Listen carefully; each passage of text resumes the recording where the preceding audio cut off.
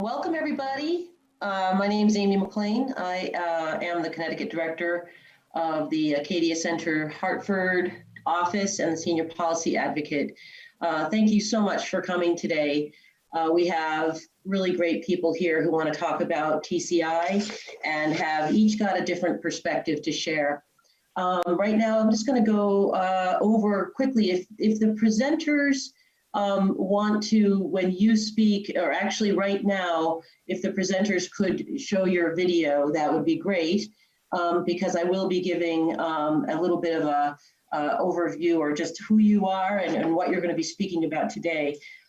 So today we are with the session is Build Back Better, Cap and Invest in Sustainable Transportation. First of all, I had not seen those videos before, and those were amazing. So I had heard about them and I hadn't seen them yet. And so I think we got to use this type of medium for us to get the message out. It makes total sense that we are just got to have to do lots of unusual things to help people understand why this potential program could be so valuable to our state, to the region actually. So again, welcome. And the panelists today, and I'm going to give a TCI overview first, and then I'm going to introduce our panelists. So if I'm going to share my screen just to help everyone have a little bit of a visual. I think this is the one I want to share. Yeah, I think it is. All right, let me move my little bar out of the way here so I can see it. Okay, so welcome again. Now I have to move my slide along. How do I do that? Oh yeah, here we go. Okay, so transportation has, as we all know, been very challenging for our region and for many of us in the country. We have the challenges of it's the biggest source of our air pollution, for example. Transportation infrastructure is presently outdated and insufficient. Failures of our transportation system exacerbate social and environmental injustices. As we look toward looking for solutions, we want to bend that curve as we have with the electric sector emissions. And if you look at the yellow or the orange line, you can see what's happened over the years due to some other types of programs that are similar to this program, TCI. And we have a long way to go to try to meet our goals in this state. So the model that has been used before, and it came under some scrutiny because of reasons why it wasn't quite as well thought out as, in my opinion, I think we're thinking through TCI much more significantly as it impacts people across the board. But since 2008, the CO2 emissions from RGGI power plants have fallen 47%, outpacing the rest of the country by 90%. The gross domestic product of the RGGI states has grown by 47%, outpacing growth in the rest of the country by 31%. Electricity prices in RGGI states have actually fallen by 5.7%, while prices have increased in the rest of the country by 8.6%. I know that's a sensitive subject here in Connecticut. However, comparatively, this is the case. So the Transportation Climate Initiative, TCI, in 2010, this was convened by the Georgetown Climate Center, and 12 states and DC started to really investigate this. And then in 2018, a lot of stuff happened in that whole time, but in 2018, TCI states hosted listening sessions, gathered input, and released a summary report. In 2019, we developed a Cap and Invest program. Presently, a draft memorandum of understanding is on the books, or it's on its way to be released, or it's been released, and we in certain states and not in others, we're in that process. So we need to finalize that program if possible in 2020. And in 2021, regulation and legislation in states that need it. And then in 2022, the program would hopefully be launched. Now, this is all potentially up for change, like lots of things. But what it will help us do is invest in clean and equitable transportation. Proceeds invested to achieve the state-specific goals the potential goals. You can see those listed there: CO2 reductions, health benefits, economic mobility, access to public transportation, job creation, which is really huge, connected communities, mobility for non-drivers, and a resilient infrastructure. Understanding some of the impacts. This is a busy slide, but if you look at the top, it talks about the different investments we'll make with different frameworks. And as you see, if we have a larger cap, we get more, we pay more, we get more out of it. So I'm not going to go over the details on that, but those are the broad brushstrokes. Over the last year, 2 years, at least in Connecticut, we have done state-focused advocacy. We developed a TCI coalition. It gets more and more members, almost it seems every month. So there's forums that we've designed according to the needs and the capacity of each state, so that we're getting the input from people who really need to be at the table. It enables direct communication between the stakeholders and the policymakers, and local questions demand local answers. This cannot be necessarily the answers that come from the top down. The answers have to bubble up, and the answers have to be put at the table along with the decision makers. The regional TCI advocacy has looked as the following. Behind the scenes, there are listservs. There are 200 plus members across 13 TCI jurisdictions. There's calls, there's intel, there's strategy, and state-by-state updates. There's working groups on communications, analysis, and legal efforts, and happens all across the region. One of the organizations is our Transportation Future, that it's a coalition of 74 local, regional, national organizations, and it's committed to modernizing the transportation across the Northeast and the Mid-Atlantic region. So we're not doing this alone in Connecticut. We're doing it with our neighbors and with the regional approach. All right, now I'm going to stop sharing. Okay, that worked. Okay, so what we have today are a few people who have different areas of expertise and are going to speak to different types or different components of this issue of TCI. We have Garrett, and I'm going to mispronounce your last name, Garrett. Can you say it? Can you say your last name, Garrett? Sure, Eucalito. Eucalito, thank you. So Garrett, I'd rather not mispronounce it. So Garrett is our Deputy Commissioner of DOT, and he also serves on the Connecticut of the Governor's Council on Climate Change in the transportation sector. He's going to be speaking on reducing greenhouse gas emissions from the transportation sector, which is the largest emitting sector by far. This is the greatest challenge of our generation and an existential emergency that requires immediate and significant changes in how we plan to invest in our transportation infrastructure. We're really grateful to have you here and you be doing the work you're doing, Garrett. The next person that we have speaking with us today is our Senator Gary Winfield, who is representing New Haven and West Haven. And Gary, he might have some technical difficulties, but so far so good. And when he's going to tell us about is speaking on transportation and mobility equity, economic and environmental justice as it applies to the transportation work that we're trying to do here in Connecticut.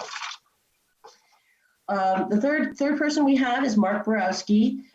He's the Director and State and Local Government Affairs for BP America.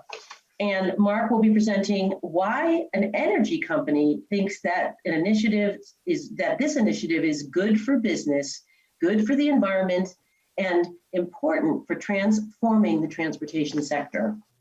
And last but certainly not least, Jonah Kerman-Faber. He's the Research Director for the Climate Exchange.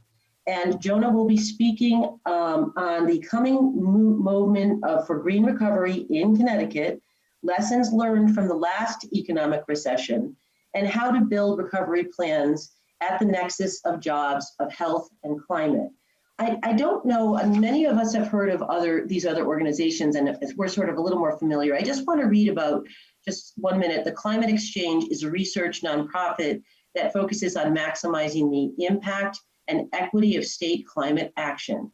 To serve this mission, Jonah provides state decision makers and stakeholders with forward-looking research to craft comprehensive smart policy. Recently, Jonah co-authored Build Back Better, Investing in a Resilient Recovery for Washington State, a multi-benefit analysis framework for evaluating investment projects. His team is currently expanding the Build Back Better research framework to other states. Beyond recovery, Jonah has previously authored works on equity and environmental justice, carbon pricing, sustainable development, and public health. Okay, well, we have this all to look forward to, and I believe we are going to be starting, I think we're starting in the order I just suggested, which is with Garrett. And Garrett, I'm going to give you the floor. Okay, great. Let me share my screen. A few slides to walk through. Okay. So thank you, Amy, for having me on this panel, and thank you to Transport Hartford as well for just putting this on. I don't know how many people were on the initial opening. We had some really great keynote speakers there, really great discussion. So really appreciating the discussions that are occurring today. Wish it could have been in person. I will try and keep this brief so we could save time for Q&A. So again, Garrett Euclid, I'm Deputy Commissioner at the Connecticut DOT. I joined here in January. Previously worked down in DC for the National Governors Association, working with all 55 governors on their transportation issues, as large focus on electrification and funding and financing, and technology that goes along with that. So really briefly, what I'm planning to cover today, you can see there on the screen. It'll all flow together, I promise. For those of you not from Connecticut, this graphic I just want to show briefly to summarize what our transportation system really is in Connecticut. We have a lot of assets out there. We have 169 communities and one DOT, and we have MPOs that help the communities. We have councils of governments. But you see there really some interesting information around. There's 2.8 million people with registered vehicles, or 2.8 million registered vehicles. The rail ridership number of 41 million, the bus ridership number of 38 million. So, those are some numbers that I don't think people realize when they're thinking about our transportation system, how many trips are actually done on the public transit system. And given 2020, those numbers will look a little different, but we'll get into that in a few minutes. So transportation, why am I here and why am I participating? Well, as Amy pointed out, transportation emissions are the largest source of greenhouse gas emissions for Connecticut, 38%. But I think more importantly for a lot of our individuals in communities who are overburdened, it accounts for 65% of all NOx emissions, and it leads to significant ground level ozone. This is another burden on our communities, and it can help trigger a variety of health problems, especially in vulnerable populations that already have respiratory issues. This slide here, just want to point out, these are the greenhouse gas emissions for Connecticut. So again, 38% from transportation sector, and you can see the other components there on the left of the chart. So what have we been doing in Connecticut up until this day? There have been significant investments to help try and reduce travel on our roadways and encourage use of mass transit and help reduce emissions. So just walk through a few of these here. Community connectivity program, for those of you who aren't aware, we've given out around 80 grants already to communities to make bike and pedestrian safety improvements in their communities. Over the course of 2 grant rounds. We hopefully will have a 3rd round announced in the next few months. We did receive a large number of applications for a very small amount of money. But there's some really great projects in there. The Hartford line launched recently, the past few years, connecting New Haven, Hartford, Springfield, and the communities in between. CT Fast Track, really, if you have never ridden it, it is actually the nation's premier bus rapid transit system. We actually have people from all across the country come visit the system to actually see how it operates. And we're hopeful that it's something that can be expanded in some form to other parts of Connecticut in the future.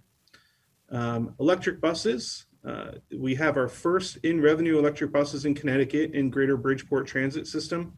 They're on the roads today, so if you go down there, you might be able to hop on one. And we're hopeful that in the next couple year or two, we'll have additional buses deployed in the New Haven market, as well as in the Hartford market. And the goal, the statutory goal, and I hope to beat this, is to have 30% of all of our buses purchased in the year 2030 be electric. I think we can do better than that, and that's what we're aiming for. I have a logo for Connecticut Transit and Northeast Connecticut Transit District up there. Those are two systems that have actually seen transit service expansion recently, and I'll get to that on the next slide. But it's all about increasing transit service to provide people with opportunities so they don't need to rely on a personal vehicle. And for a long time, Connecticut was static with our routes. We didn't expand the routes. We kept funding the routes that existed, but we didn't expand any routes or realign the routes.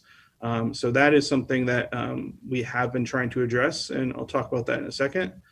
And I think one thing I'm really proud of, it actually just happened last week. We had the cord cutting of our first electric vehicle charging stations here at the DOT headquarters.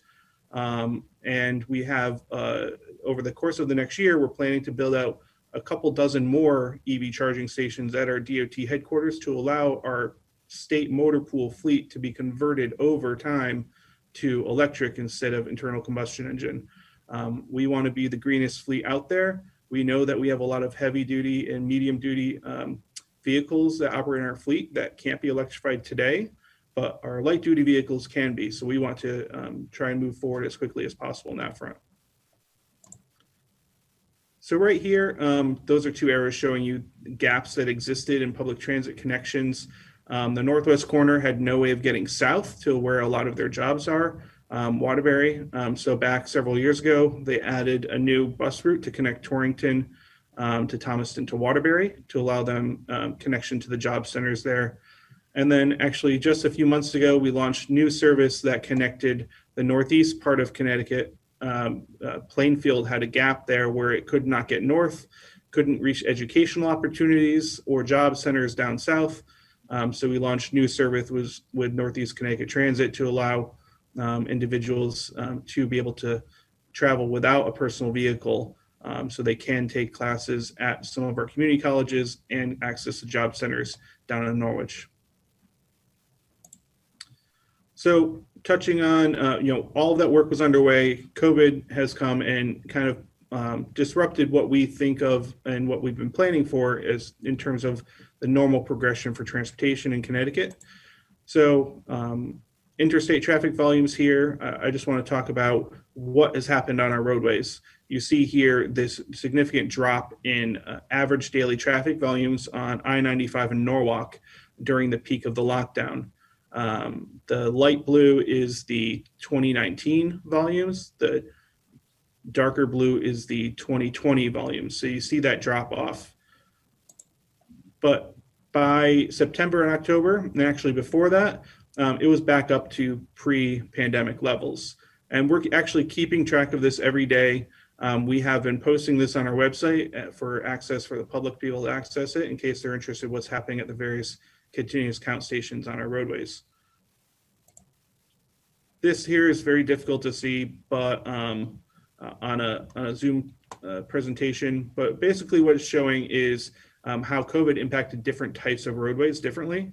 So interstates were down, or expressways were down, but the one that saw the least amount of decline was our non-expressway, which only dropped around 47%. So it was up at 53% of volumes. So people were still doing trips locally, not as much traveling on the expressways to get to work or for discretionary travel. So during the peak of the lockdown, what did that mean? That meant better air quality. We saw a significant reduction there in NOx and in particulate matter. This is coming from DEEP's air quality monitors. So it just shows the impact that the personal vehicle has on the air quality in our communities, right? Everyone knows that, but when you actually see the actual percentage drop when there's a lockdown, that's a pretty compelling figure to show you there what that impact has been. Turning to public transportation, this is one of my favorite charts. I get it updated every couple of weeks from our staff here, showing public transportation ridership trends.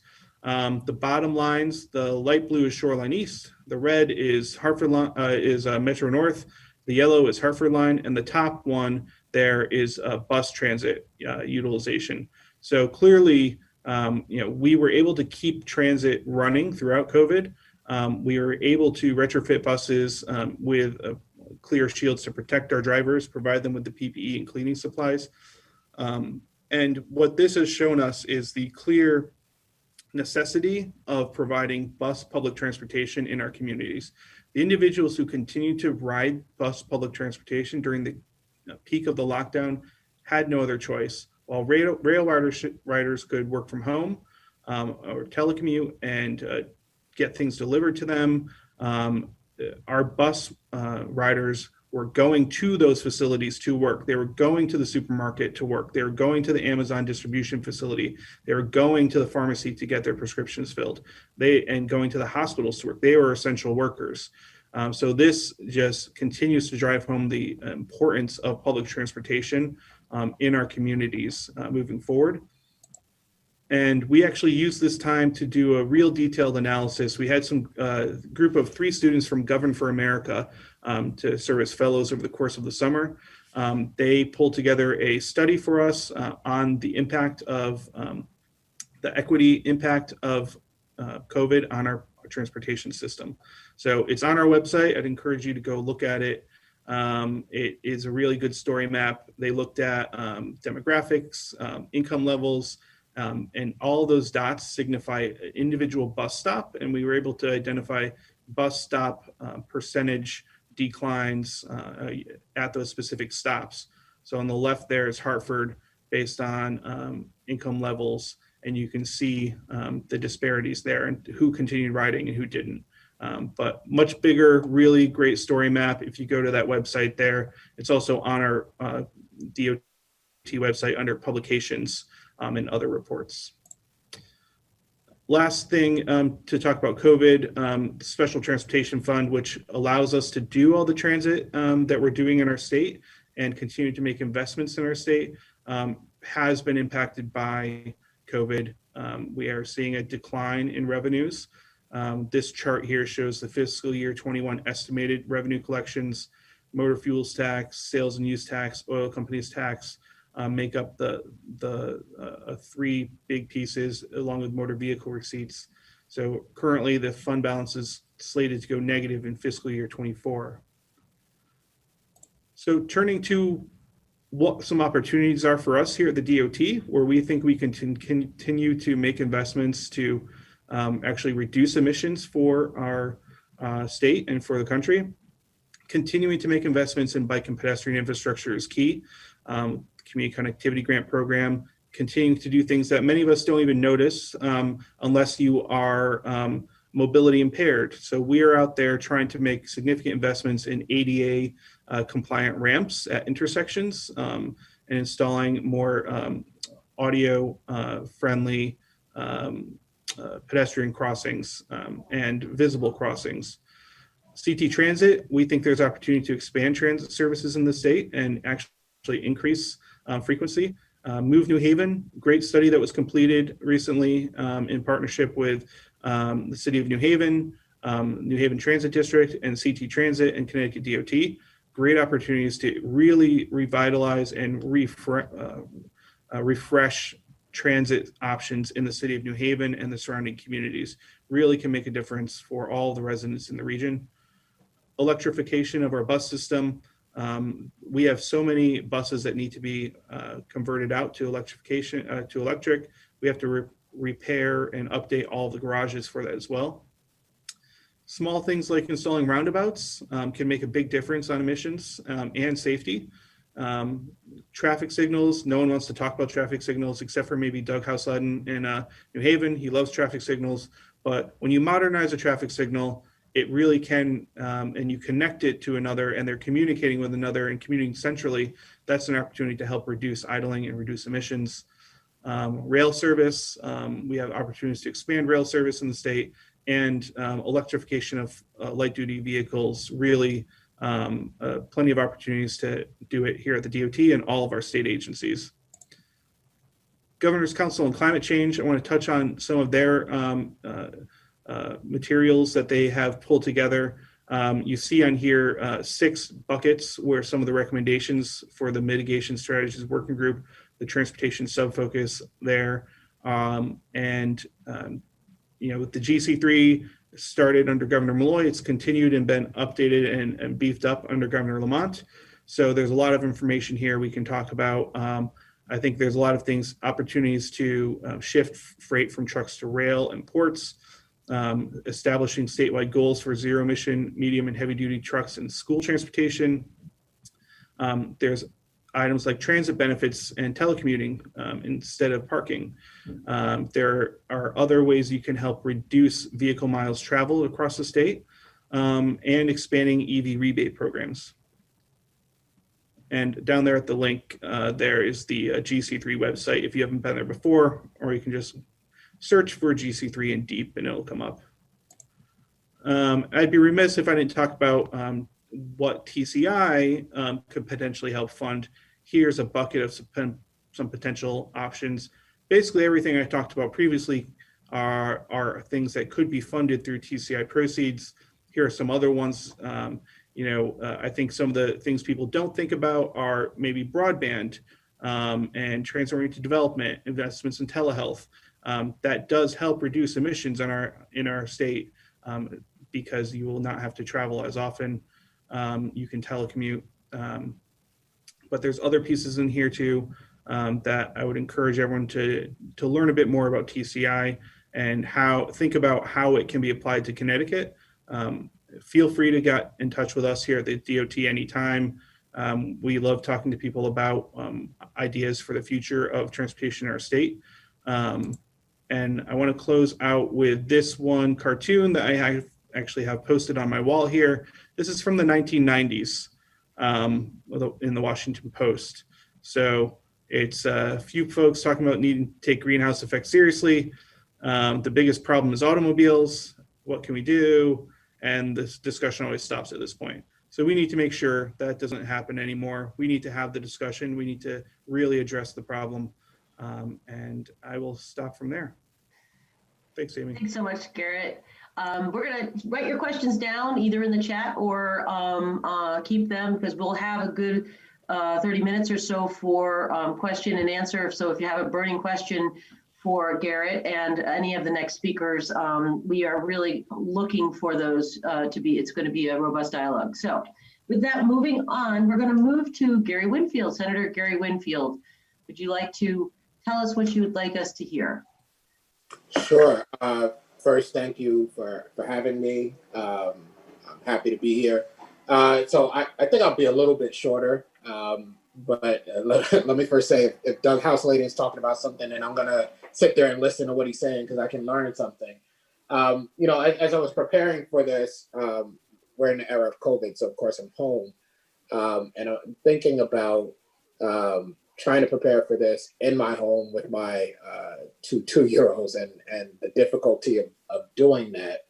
The reason I bring that up is because I think whatever the circumstances, whatever the context we find ourselves in is critical to how we enter these conversations. And so I will tell you that out of that, I have a whole bunch of notes. I don't have things solid, but I think it's important to start there, particularly when we're talking about equity, because I think where certain communities find themselves entering this conversation is important as well. And the way that we interact with them is important. So I'll tell you that I saw in the chat that there was someone who said that they didn't know a lot about TCI. And I will tell you, a year and a half ago or so, I was right there. And I heard that there was a discussion in New Haven about this thing TCI over at the business school, which is not very far away from one of the communities that we're usually talking about when we're having this equity conversation. And because I hadn't heard anything and I started asking around, and no one seemed to know what this thing was, I just showed up. I have a tendency to do that. And when I walked in, I started hearing people talk about equity and about the very community that they were proximate to. But when I looked around the room, I didn't see anybody that had spent very much time in that community. And so, Amy, you know this, I raised a little bit of a stink and found myself participating directly. And I think that's important because while I think that people are very concerned, at least now, some of it is real and some of it is rhetorical about the impacts, the disproportionate impacts of anthropogenic emissions on certain communities.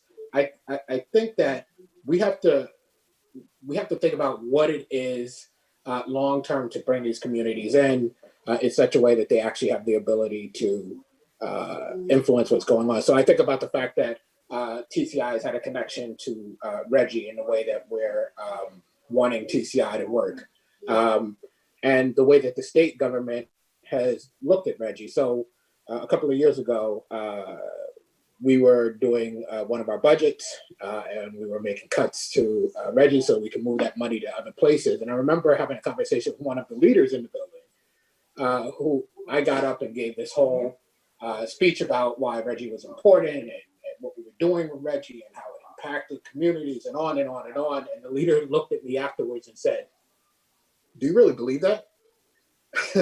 which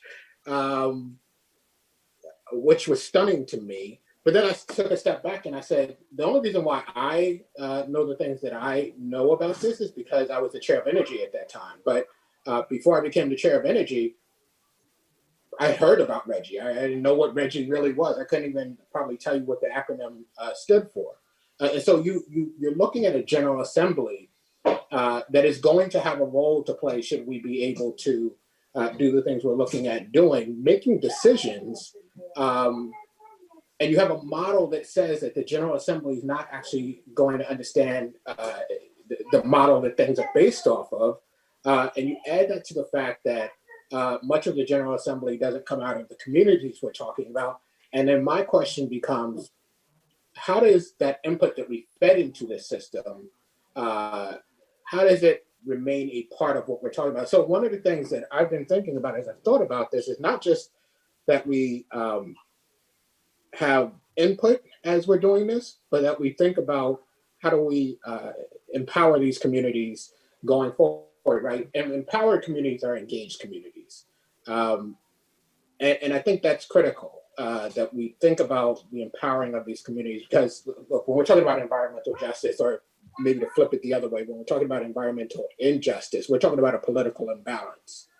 And the way to right the political imbalance is about the empowerment, the giving of power, the sharing of power, the giving of resources to build power. And I think about the work of, I have a friend who works over at the ACLU currently, but he's an organizer, and he's been doing a lot of work around how do you actually organize for power within communities. Mel over at the ACLU, and I'm thinking about the need to figure out, given what we're trying to do, how do we build that work into this? So it's not just you've come, you've said what you had to say, but you have impact in a different way, right? So look, we can think about the people in the 1%, right? If we want to talk about that and the way that they engage in politics. Most of us react to what is happening around us, whether it be within the environment, whether it be the issues of particulates in a certain community. They get a politician who does what they want them to do, right? And this is, I think, real politics. And I think when you empower communities such that they understand that you need to be seeking out, you need to be empowering people to hold the office, who hold your point of view, I think you get different results. At the end of the keynote speech, one of the speakers said that we have to continue to listen to the community. The problem with that, that's a choice. that it's a choice to listen to those communities. And so, to my mind, we do need to continue to listen to those communities, but we also need to have to listen to those communities. And I will also say that there was talk about the centering of a point of view, and that centering would be the communities we're talking about. But I think sometimes when we say that, we don't really think of, at least to my mind, we don't think of centering in the same way. When I think of centering, I think of that point of view, that voice, as being the origin point. And I think when we talk about centering, it's become, in my case, we'll make it into every panel that I'm on. When I think of centering, I think of, say hello, I think of that very much is the point of origin, and not that we bring that, thank you, that we bring that voice in. Because the people who experience these problems have to be the people from which these solutions arise. So I'll wrap up by saying, at least the initial thoughts, by saying that we are often talking about people speaking truth to a system of power. But I think that power listens to what it recognizes, and that's power. So we need to be able to empower people so that they can speak with power to that source of power so that they can be heard. Great. Yeah, thank you, Gary. And I think you couldn't be more right. Just editorially, one of the biggest pushes in the last 6, 8, 10 months has been to really internalize and to institutionalize a percentage of the proceeds that will be potentially gotten by the TCI Cap and Invest. That's automatically got to go to certain populations. And I believe the number that we've been talking about is 35% of it, all proceeds. Right. If I could, Amy, yes. 30, I guess my point to that, and I think, by the way, given where we were last time you and I were involved in a conversation, I think that's incredible. I guess my point is that's a starting point, and in terms of politics, anything can change. And what I'm looking for is to make sure that while we have done, and given the critique that I launched before, we have done a much better job here. What I'm concerned about are things like I've seen where our state took money that we should never have taken. Even if you're doing this as a collection of states and auctioning, there are political ways that you can make changes that are damaging. And I'm thinking about empowering communities to have the ability to reduce the likelihood of that. Yep, I couldn't agree more. Thank you very much. I know we'll have questions for you after the next couple presenters. Thank you very much, Senator Winfield. Okay, we're moving on to Mark Borowski, and he, as you remember, is the Director of the State and Local Government Affairs of the BP America. So, Mark, you're on. Thanks, Amy, and thank you to the Center for Latino Progress and Transport Hartford for organizing this great event and for inviting us to be a part of it. We really appreciate the opportunity to be a part of this great panel talking about such an important subject. I wish we could all be meeting in person, but hopefully next year. Just to briefly reintroduce myself, as Amy said, my name is Mark Borowski. I handle state and local government affairs for BP America for the Northeast and Mid-Atlantic, so exactly contiguous with the TCI states, and I lead our advocacy efforts on this program.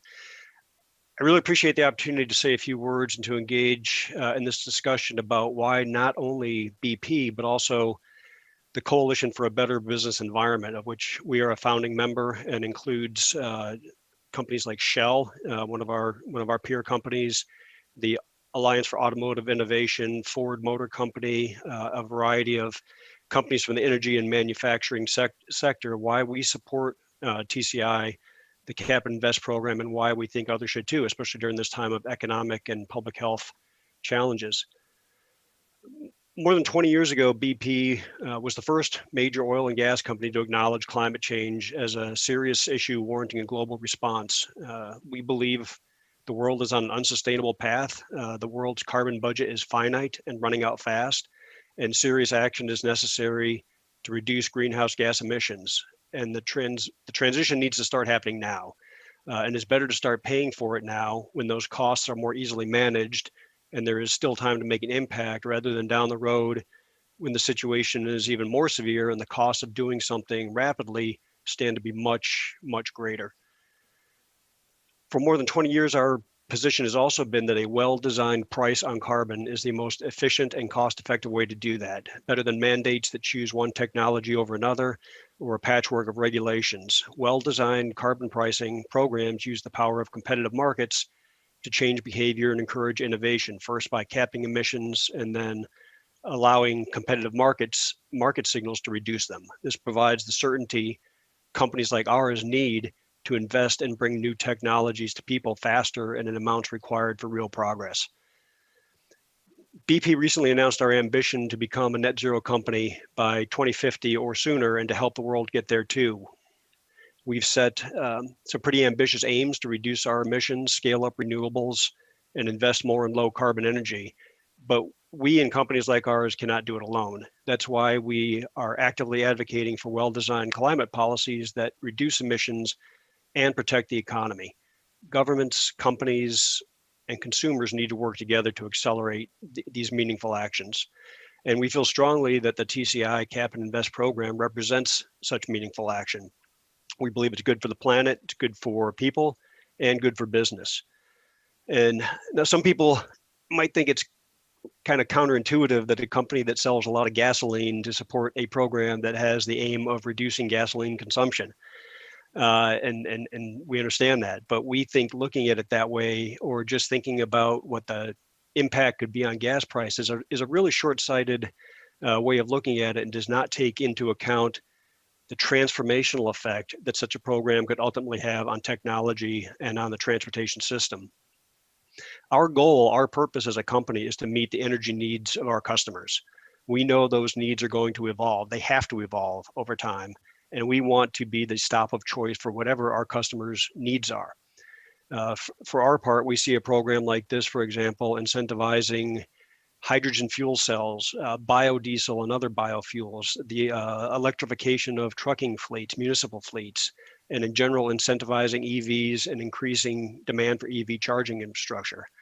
And we see tremendous business opportunities in these areas, and we want to be a part of the transformation and think others should too. TCI's carbon pricing plan provides, again, it's the predictability that businesses need to make investments. Its scaled approach over time allows us to build lower carbon innovation and investments into our plans so we can all be a part of the clean energy economy. And we are certainly not the only business that feels that way. And as I mentioned, our coalition, but beyond our coalition, the business support for TCI has actually been very impressive.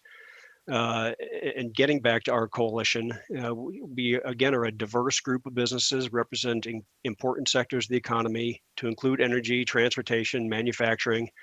And we believe it's important for you to hear from businesses like ours, many of whom stand to be directly impacted by this program, about why we think the program, again, is good for the planet, good for people, and good for business.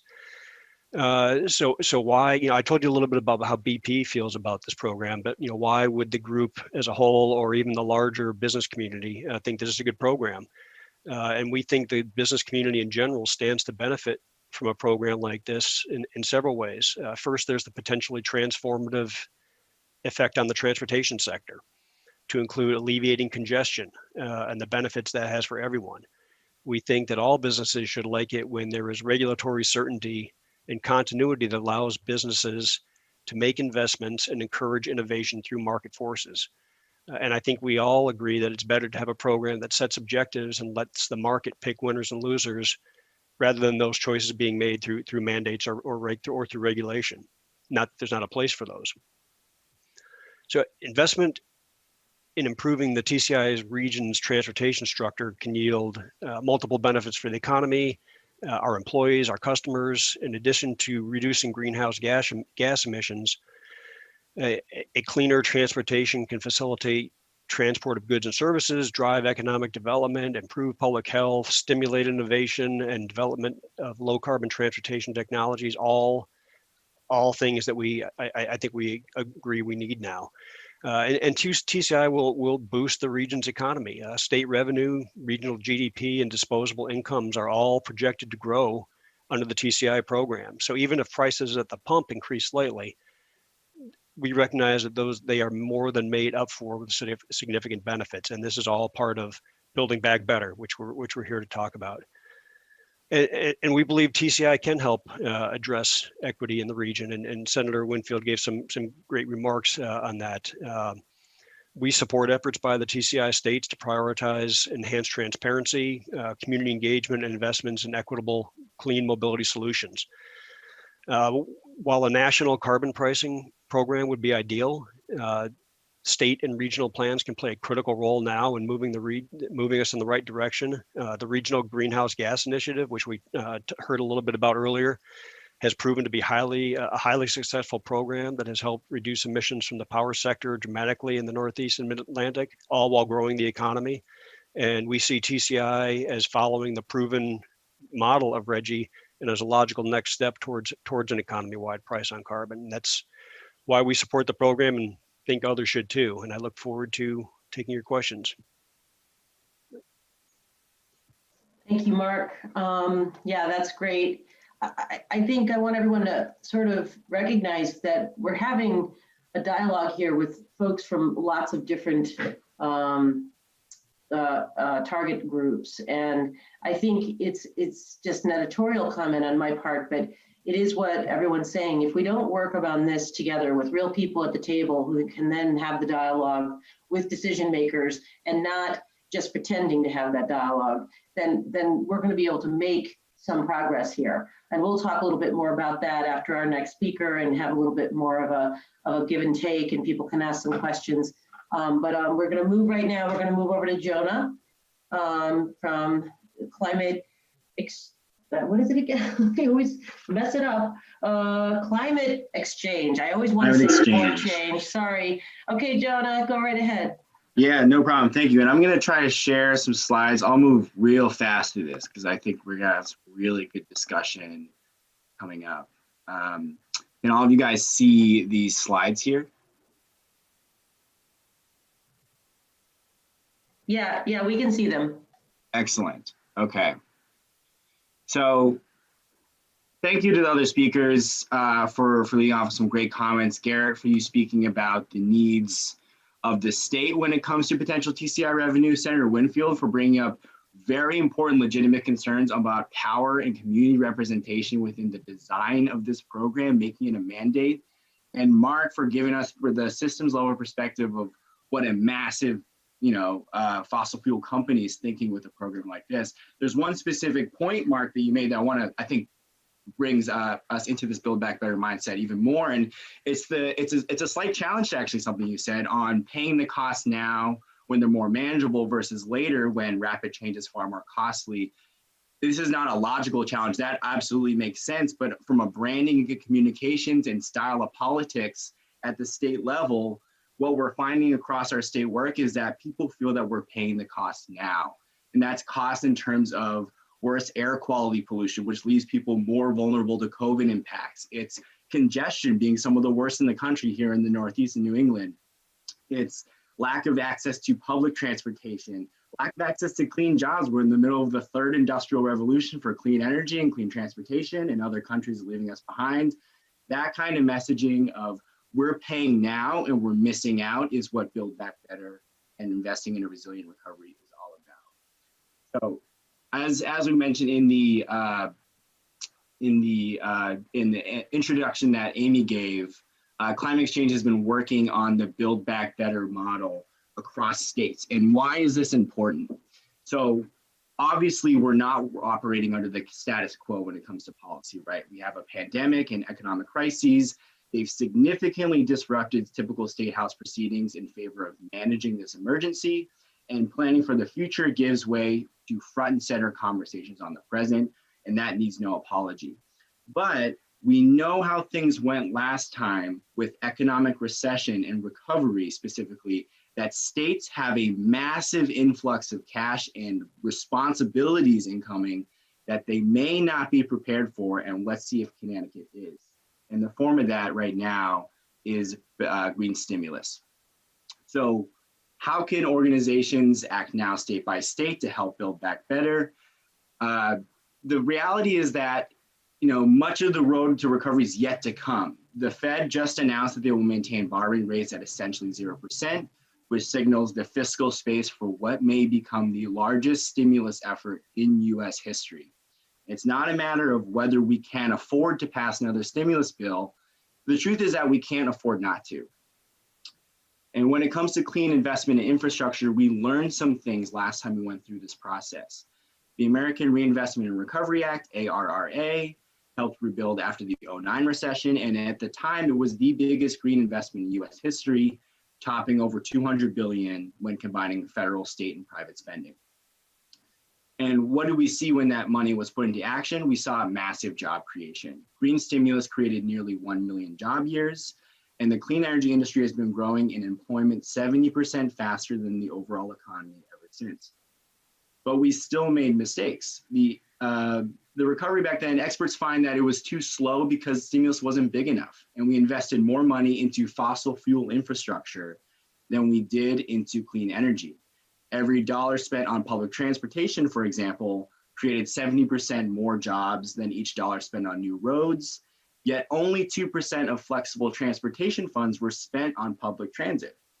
Why is that? Because stimulus money is meant to get America back on its feet fast. So it largely favors shovel-ready projects. This puts projects with little planning work or projects that have been previously shelved at an advantage because they're ready to go from day one. It's been much simpler to plan a new road than it is to re-envision a crumbling public transportation system or redesign the streetscape and energy infrastructure that we're going to need 20 or 30 years from now. But that is what Build Back Better is all about. It's about creating a built environment that makes sense for the future, not for the past. And as with any recovery, policymakers will be looking to craft solutions that restore family livelihoods and family businesses. But with the pandemic, there's the added layer of public health and how to prepare for future shocks. And we've developed a much better understanding of the relationship between air pollution, disease, and public health since the last recession. We know to a worse and worse degree with every study that comes out that exposure to co-pollutants that come out of the same vents and tailpipes as greenhouse gases are harmful to humans. And the last point I want to make really quickly, and it's kind of a need no apology, simple point, but we're 10 years away from 2030. We're 30 years away from 2050. The things that we build today are going to be around in our zero emissions future, and they will make or break if we can avoid the worst impacts of the climate crisis. If we wait until recovery mode, until the money is here in Connecticut for the state to use to start iterating these plans, we will be too late. But most literature out there right now is focused on federal or global level. You'll see some of the studies here on the right. And the real implementation of green stimulus will happen at the state and local level. And so it's up to us to come up for the right vision for when the money comes. And in order to fight for real investment on this, we need compelling data, modeling tools, broad stakeholder engagement, collective efforts. All the same things we need for TCI are going to hold true for the green stimulus moment as well. So what could this look like? Or at least what is one part of it that CXC has been doing? We've been doing a Build Back Better framework at the state level, and it breaks down into 3 steps. The first is engage. You need a broad stakeholder engagement effort to collect data and categorize all potential green recovery programs in the state, where they could go by geography, where are the shovel-ready projects, where are the budget proposals, scoping proposals out there. You scrape for everything you can, and you get the needs of the community down on paper and to decision makers, right? This is honestly the hardest part of this whole process. The modeling part after is easy, right? You start with the engagement. The second step is to model jobs. What is the language that's spoken in politics around green recovery? It's jobs, right? So each of those programs needs to be modeled through industry standard economic models to find how many jobs we're going to get out of them. This will help decision makers down the line. And the third is health and climate. You know, with the COVID pandemic and the climate crisis impending, there's also, you need to integrate these plans, not just with your job priorities, but also with what is, as I mentioned before, compatible with the clean energy future and going to save lives by cleaning the air that we breathe, right? So what could this possibly look like? And I'm just showing a big list here just to jog the imagination a little bit around what 2 state projects have revealed so far. And these are some of the broad strokes of the kinds of investments that can be made. The whole point being that the needs of each state are going to drastically differ. We did one of these reports for Washington State, and what was top of the line importance is wildfire management. You saw how bad the wildfires were on the West Coast this year. And so those priorities are going to differ, which is why that engagement process is so important. Jonah, 1 second. I just want to make sure everybody's on mute if you're not speaking. Thank you. Go ahead, Jonah. Sure. Thank you, Amy. And so when you do this process, what do you get? And on the right, I'm showing just an example of one of the visuals we were giving to decision makers in Washington State after doing this report, where you have a screening tool for every green recovery program in the state based off of what scale of investment is needed, how fast those programs can go up and running, how many jobs you're getting per million you put into those programs, what scale of health benefits you're getting, and what scale of climate benefits you're getting. This kind of deep democratized data is going to be the bedrock of smart climate plans and smart green stimulus plans and smart spending plans for programs like RGGI and TCI to prioritize, frankly, budgets that are going to have to make really hard decisions in every state across the US. And also with this process, it's worth noting, and I'll talk a little bit in a sec about what this looked like in Washington State, you're going to discover some golden goose programs that have unbelievable jobs returns, unbelievable health benefits, and unbelievable climate benefits as well. And your job then becomes, how do we make sure those benefits flow to the right people in our state? So just as an example, in Washington, we ran a portfolio of these investments. And this is the kind of narrative shift that we find a lot of state houses need. Like talk about, Senator Winfield mentioned the General Assembly. We find a lot of states, even states like where I live in Massachusetts, that claims to be a clean energy leader, the state assembly still doesn't quite understand how compelling the jobs of the green recovery moment are, right? So we ran the Resilient Recovery Portfolio, which is what it was called in Washington. There, we found that it created over 10 jobs per million invested, which is a ton of jobs. It's extremely competitive. It's more than you get from California's investment from cap and trade proceeds, more from a lot of programs. And you compare that to the average of how the economy does, or compare it to giving $1 million to the top 10 industries in the state, and it just blows it out of the water. So off the bat, you got a narrative shift, right? But you also get this deep democratized data, right? And I wanted to show some of the top programs we got in Washington because one, Garrett, you made some excellent points about what kind of investments TCI could go to. Look what's on the top performing list. We have light rail expansion. We have low carbon buses and trucks. These are incredibly compelling jobs programs. It's also worth mentioning in Washington that the top 3 performing programs, the Yakima Basin, Restoration, Light Rail, and Wildfire Prevention and Preparedness, all those programs were shovel ready, budgeted out, and good to go. So you can take that to decision makers and say, these are ready. If that money comes and we're not ready, these are there and the numbers are there, right? That was another big success out of Washington and exercise. But lastly is the health and climate, right? We had to build custom public health models for each program that we analyzed, right? And when we put them together, we found that the return on investment from cleaning the air that we breathe through these very programs is through the roof, right? For every $1 million you invested in this program for Washington State, for example, you get 2.4 million back in terms of climate and health benefits. So again, you have another talking point on just how compelling these investments are for decision makers, right?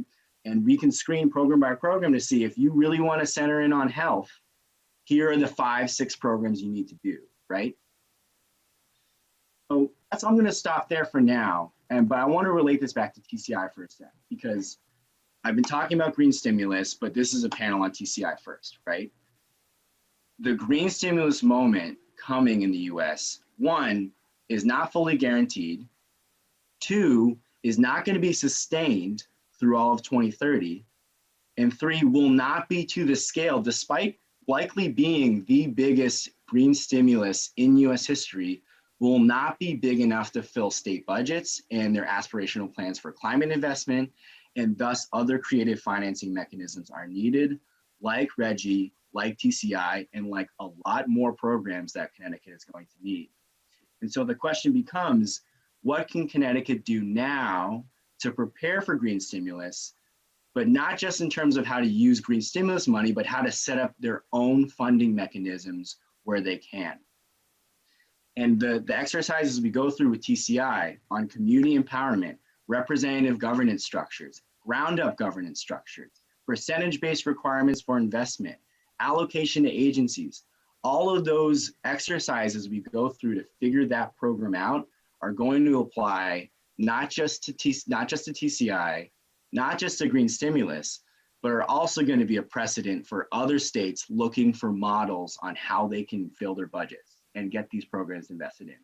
So Connecticut has this amazing opportunity, not just to set these programs up ahead of green stimulus and be at an arm's length ahead of all of the states in this, but to be a leader on TCI itself on how to use this revenue to serve jobs purposes, to serve health purposes, climate purposes, equity, environmental justice purposes, and other state needs. I'll stop it there today. I know we have a half hour, and so I'll let you take it over. But thank you guys for the opportunity. Well, no, Jonah, thank you. You know, I would love to take credit for being so smart as to put the order of the speakers in the way that I put them, but it just sort of happened that it worked out because the summary that you just gave, Jonah, and sort of the big picture look was very helpful, and you were able to build off of the other information that we got from all the other speakers. But I'm going to open it up right now because I know I have a few questions, but I'd certainly like to hear from people. If you have questions for the speaker, for any of the presenters, you can, I'll check out the raised hand thing, or you can type your message into the chat. But while we're waiting for some questions from the audience, and oh, by the way, don't feel as though any question is out of bounds. Lots of people don't know what TCI is. You heard personal testimony from Senator Winfield. You know, he came into a room, didn't know anything about it, and all of a sudden he's starting to ask questions, and now we're where we are. I will say that there was a piece in the News Junkie last Friday. I don't know if everybody saw it, but the governor was asked about, and I can say this because it was in the press, the governor was asked about TCI, and he said, yeah, it's good, but I don't, I think our legislators really have to get on board with this. And he really didn't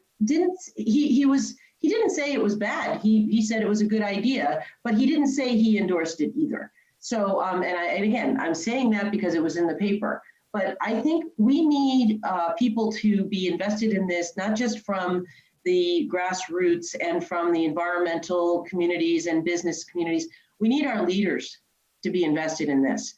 So I think it's a call to action for all of us to be supportive of those of our leaders, our decision makers who want to learn more about this.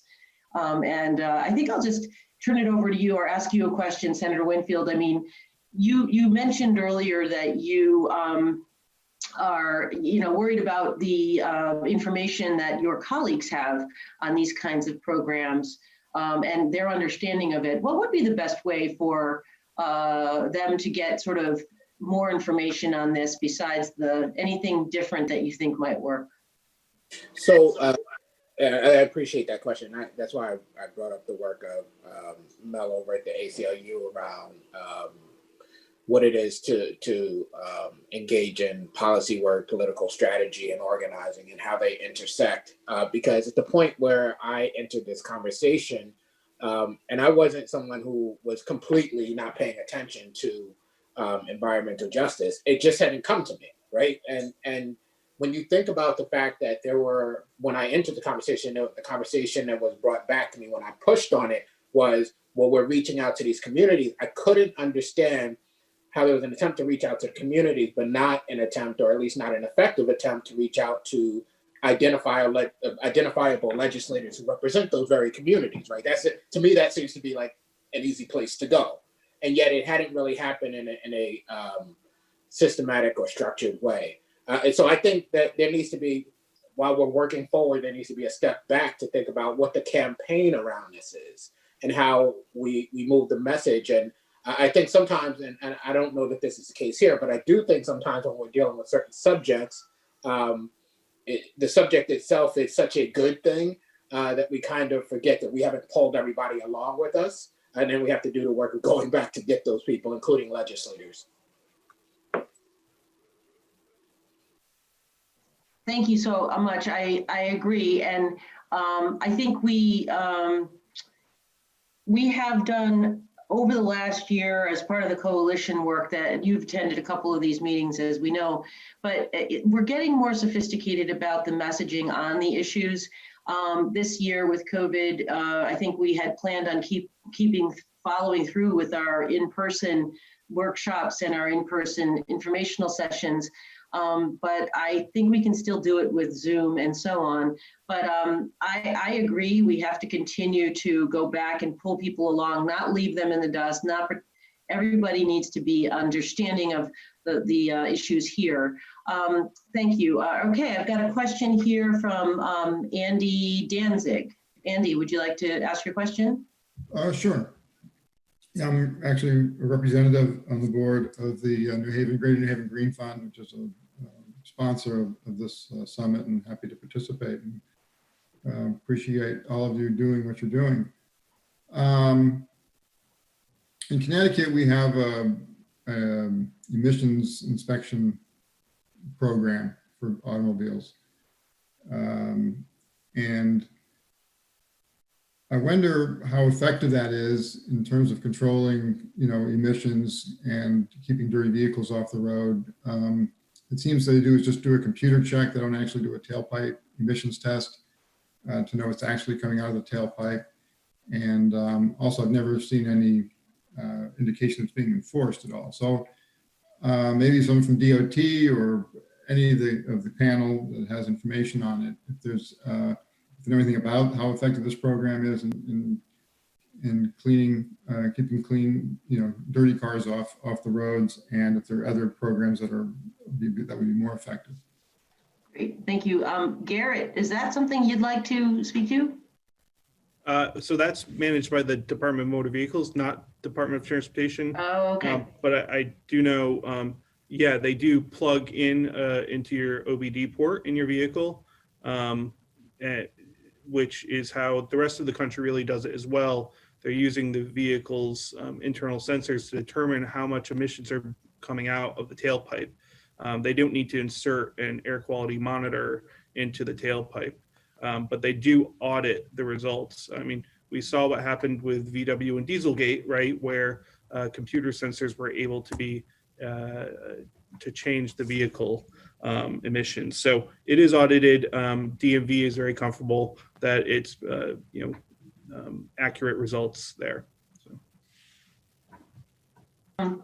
Thanks. And I have a question about what Jonah was referring to as far as our readiness to take on, whether it's the largest stimulus of ever, how we at the state, how ready are we from your perspective? Because you mentioned that we have deficits within a lot of our budgets at DOT and are facing more.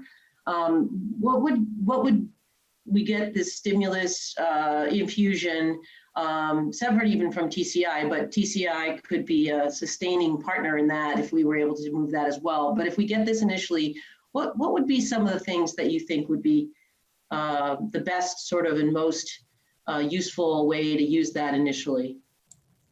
Yeah, so actually we are going through that exercise internally right now. We do a 5-year capital plan, and that is constantly balanced out based on funding availability on our capital side. So we're going through the exercise right now of identifying which projects would be ready to go should additional funds become available. And it's not as easy as just picking a few things and be like, oh, let's move that in here. Because when you accept federal funds for the project, you have to follow all the federal requirements under NEPA. You can't prejudge a determination as to what the best project approach is.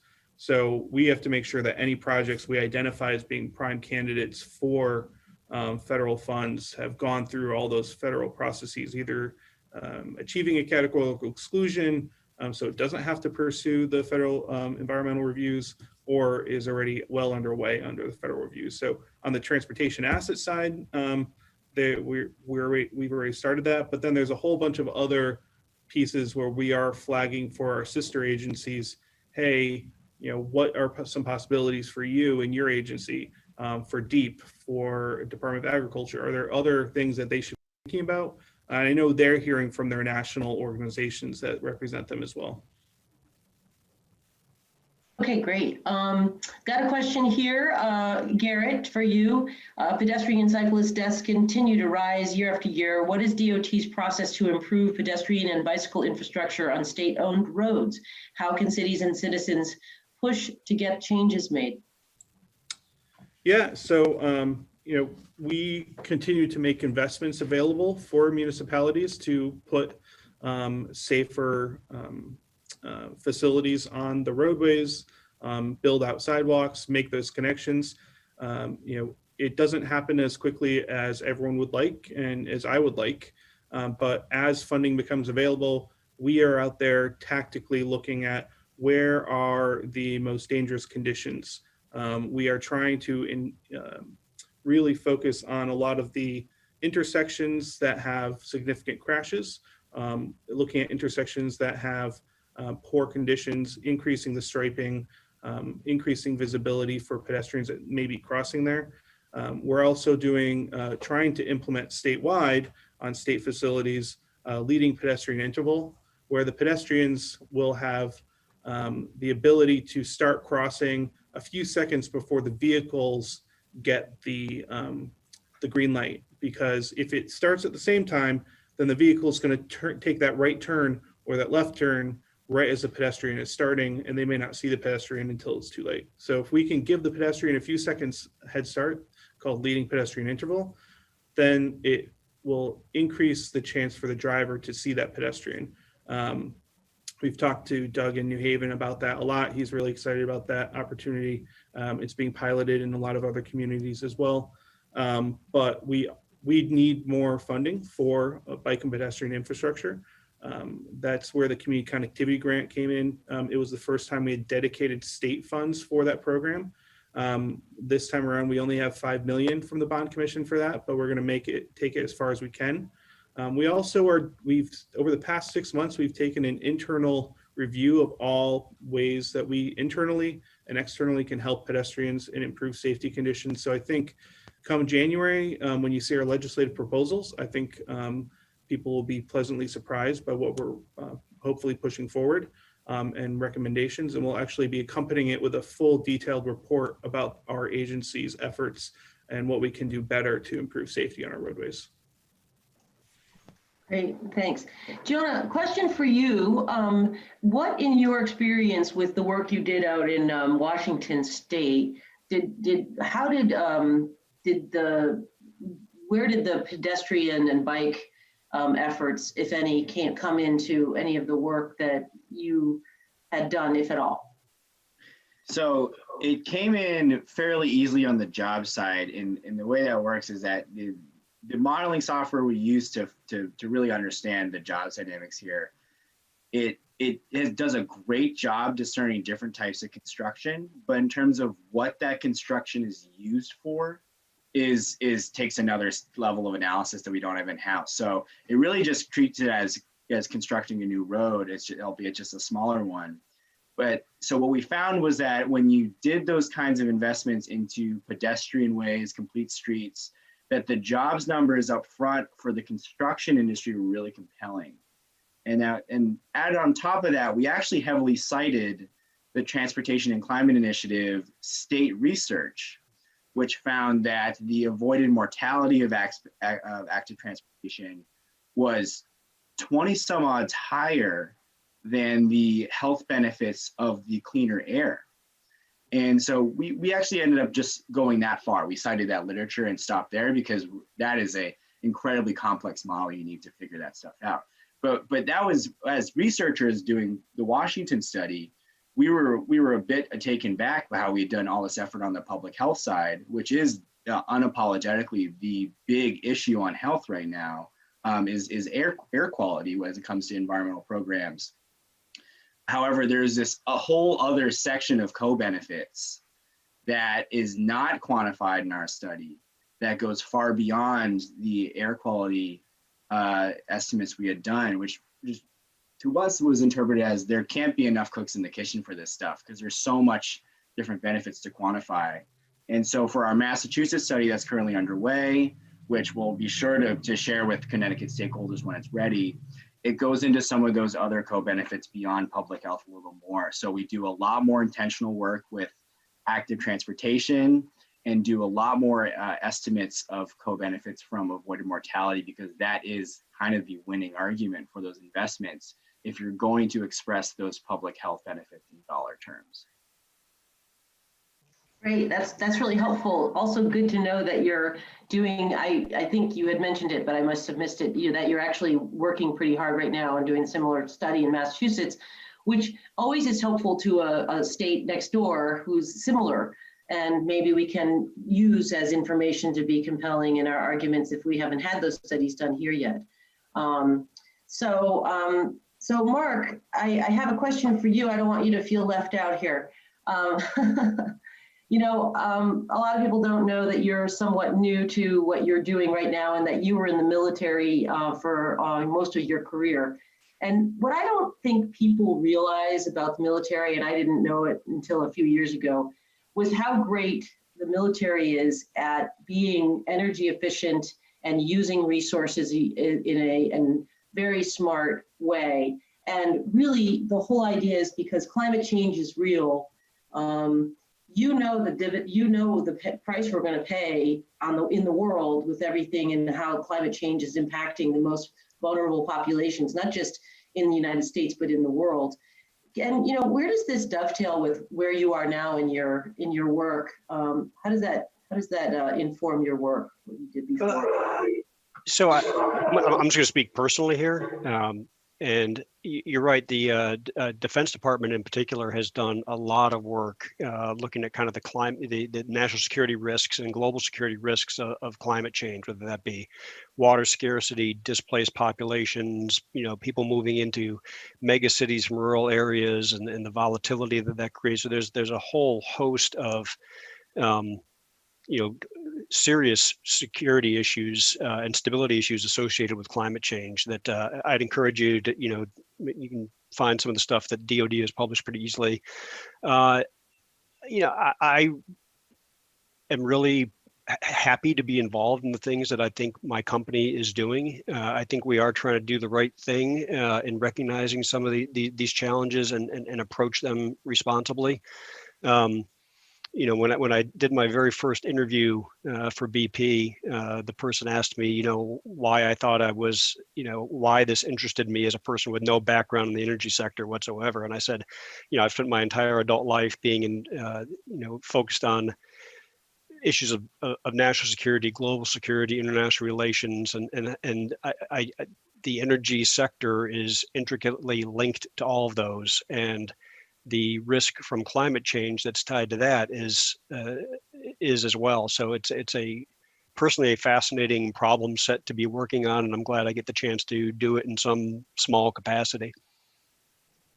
Yeah, and thank you. I find that very interesting myself. But there's some themes here. It's investing in our green future, investing in our economy, investing back into our communities. And what we have to do is the mechanism to get there. And so because, we have very good relationships with our legislators, and you can speak to this, Gary, if you want, but most legislators in Connecticut kind of get it when it comes to what climate change is. It doesn't matter what your party affiliation is. You have one or two that mean it doesn't exist. Well, no, it exists. But what the real solutions are that's the harder one, because of the fact that some people will look at it as a bad thing because you're raising whatever it's going to cost, a few cents on the gallon, to get us to be able to invest that money back into the infrastructure of the Connecticut transportation system. And it's bigger than that, as you illustrated, Jonah. It's not just it's the health and benefits and to people, right? To all of our residents, and we're reaching and moving toward our climate goals at the same time. So I think without we can't get something for nothing. And the reality is, it's not that you save money in the end when you invest in your infrastructure and you invest in trying to address these issues right away. So we are at 2:50, and instead of me sitting here talking, does anyone else have something? Before you go on, can I say something to what you just said? Absolutely. I think that highlights the importance of doing the going back I was talking about, because I think back to January when the governor, who had come to the conference that was over at Yale, right, and talked about how good this was, then in January seemed to pull back from TCI, right? And because the legislature wasn't in a place where, I think you're right about understanding the importance of the subject writ large, but wasn't in a place where they understood TCI, you didn't have a response from legislators saying, hold on a second, Governor, we appreciate what you're saying about taxes, but here's what this really can mean for communities. And similarly, we haven't had the opportunity to have the conversation about whether cap and invest actually is going to work for the communities we're talking about, at least in the legislature, right? Because there is that other conversation about whether or not it allows for more polluting within those communities and all of that stuff. But I just remember listening to him on Where We Live, thinking this would be a really good opportunity for those in the legislature who might know to probably behind the scenes have that conversation. So I just want to put an emphasis on the point there. I totally appreciate that. And I think you're right. There was sort of a trajectory of like, yeah, this is great. And then we move back down and then we go on to other things. Well, this can't be one of those other things, because as you say, we've got thorny issues to wrestle with. In fact, that where is it going to go? Where are the proceeds going to go? That's in and of itself one of those really big conversations that has to be had. Now, the good news is that in Connecticut, we have been having these conversations through different roundtables and different constituencies, but not necessarily with elected officials. And so I think that's what's really important here. And I personally, go back and read the News Junkie article if you can, because I kind of felt like there was sort of like, here, you take it, hot potato kind of thing. Legislators, you do it now.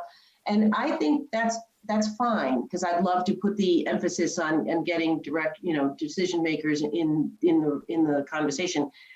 But I think we also need to be pushing a little bit on the fact that, look, this is what's going on. Baker up in Massachusetts is not going away on this. I know there's been some negative press recently, but it's not as much as people might want you to think it is. And he has not backed away from this, even though he hasn't been, as much as he was before. He's not backing away. Neither is Rhode Island.